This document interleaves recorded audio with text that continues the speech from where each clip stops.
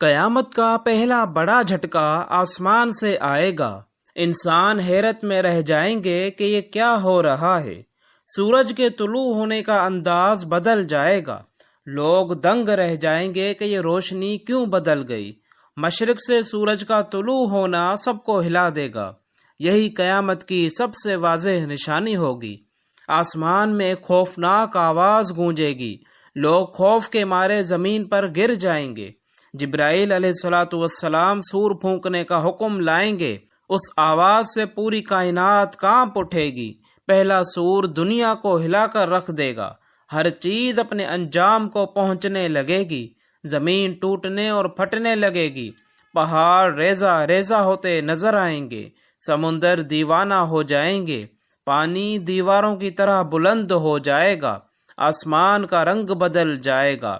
نیلا آسمان سرخ اور زرد ہو جائے گا۔ زمین اپنے خزانے باہر اگل دے گی۔ سونے چاندی کی قیمت ختم ہو جائے گی۔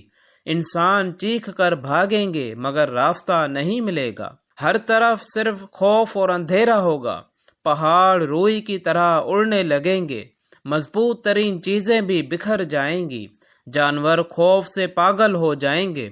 کوئی سمت ان کے اختیار میں نہیں رہے گی۔ زمین زلزلوں سے بھر جائے گی۔ ہر تھوڑی دیر بعد زمین ہلنے لگے گی۔ آسمان پھٹ کر دو حصوں میں بٹ جائے گا۔ انسان بے بسی کا منظر دیکھ کر کانپ جائیں گے۔ زمین اپنی خبریں بیان کرے گی۔ ہر گناہ کو ظاہر کر دیا جائے گا۔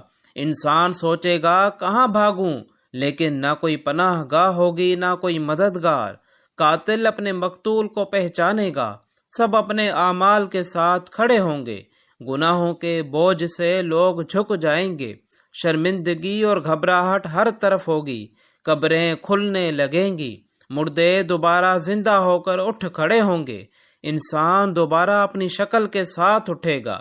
ہر عمل اس کے چہرے پر لکھا ہوگا۔ بچے بوڑھے لگیں گے، بوڑھے بے بس ہو جائیں گے۔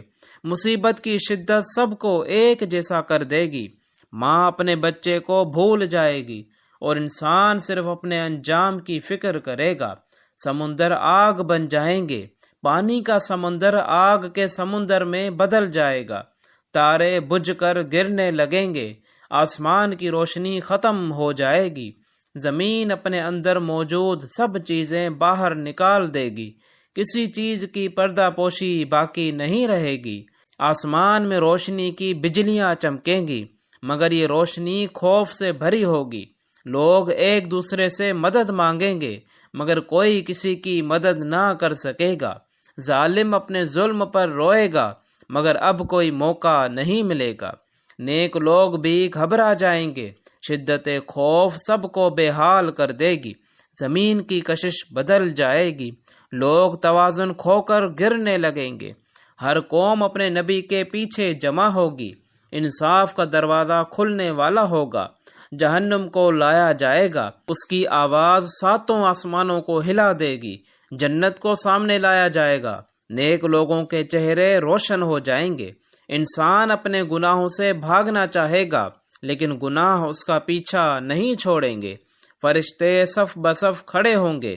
اللہ کا حکم سامنے ہوگا۔ مخلوق گھٹنوں کے بل گر پڑے گی۔ کوئی کھڑا رہنے کی طاقت نہیں پائے گا۔ سورج نزدیک کر دیا جائے گا۔ گرمی کا عذاب ناقابل برداشت ہو جائے گا۔ پسینہ لوگوں کو ڈھانپ لے گا، کسی کا ٹخنوں تک، کسی کا گھٹنوں تک۔ اعمال نامے بانٹے جائیں گے۔ خوشی اور غم کے دو مختلف راستے بن جائیں گے۔ جس نے نیکی کی ہوگی وہ خوش ہو گیا، جس نے برائی کی ہوگی وہ پچھتاوے میں ڈوب گیا۔